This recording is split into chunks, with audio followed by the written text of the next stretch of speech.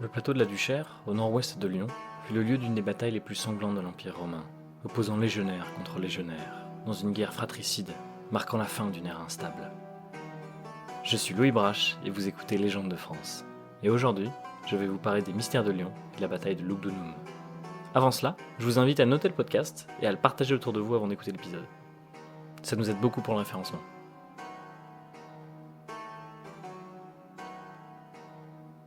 « 19 février 197.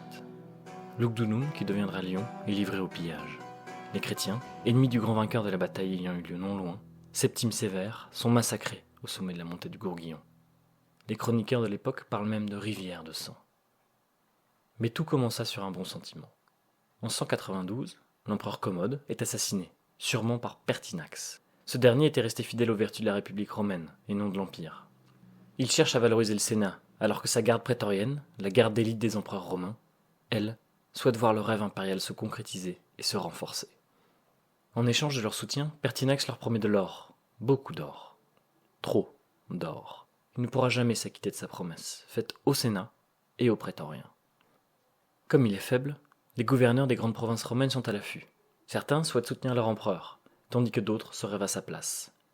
Septime est de ceux qui soutiennent Pertinax, tandis que Didius Julianus, lui, se rêve en dirigeant suprême. Didius Julianus a toutes les chances de son côté. Il a gouverné de nombreuses provinces romaines, et il a le soutien des patriciens romains.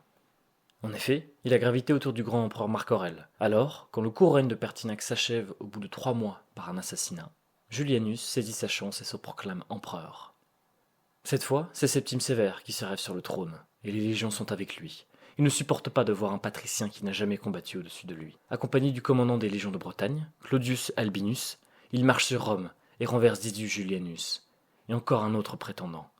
En échange de son soutien, Albinus est nommé César, son successeur, et rentre en Bretagne, à la tête de ses 3 légions.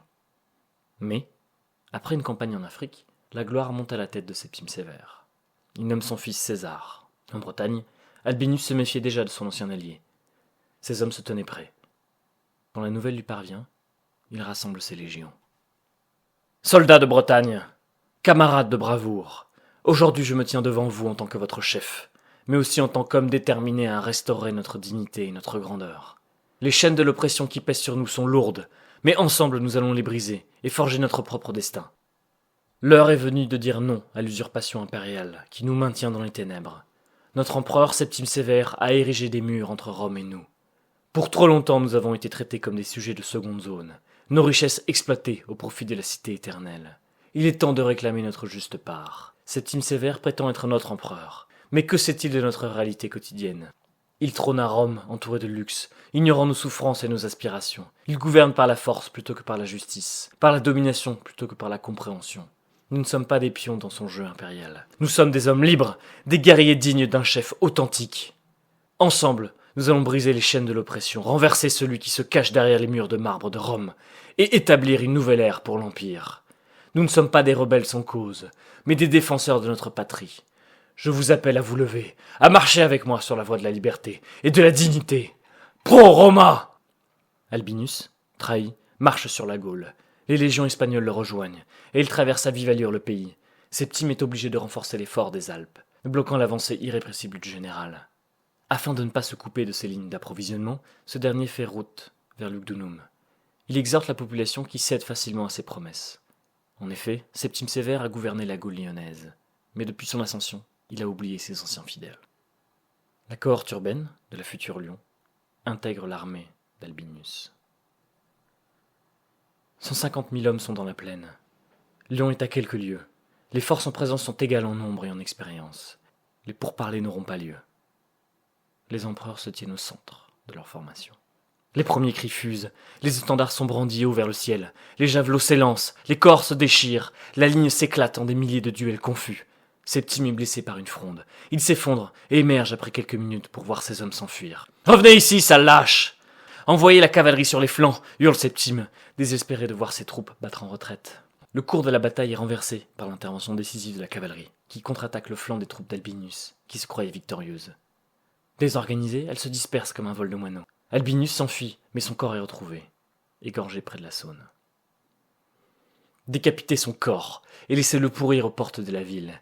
Et quand même les corbeaux ne voudront plus de lui, envoyez sa tête au Sénat, qu'il apprenne à me craindre, ordonne Septime. Lugdunum est livré au pillage. Grégoire de Tours rapporte que les chrétiens furent massacrés et les fidèles d'Albinus égorgés en place publique.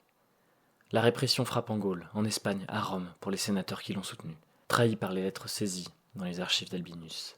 Lyon connaissait ainsi une de ses heures les plus sombres. Au lendemain de la mort de l'empereur Septime Sévère, un chroniqueur écrivit ceci. Septime Sévère, homme de fer et de rêves ardents, son règne demeure une épopée aux multiples tourments, mais le destin cruel tissa une toile inévitable. Sa vie s'acheva, laissant l'empire dans l'ombre instable. De l'Afrique à Rome, il étendit sa main de maître, rétablissant l'ordre, écrasant tout paraître. Merci à tous d'avoir écouté cet épisode de la saison 2 de Légende de France. J'espère qu'il vous a plu. Le prochain épisode des Mystères de Lyon sera le dernier de la saison. N'oubliez pas de vous abonner et de noter le podcast sur Spotify et Apple Podcast pour ne pas rater la fin de cette saison. Les 5 étoiles sont très très importantes pour le référencement. Et ce qui aiderait encore plus le podcast, ce serait que vous partagiez votre épisode préféré à un ami. A plus tard.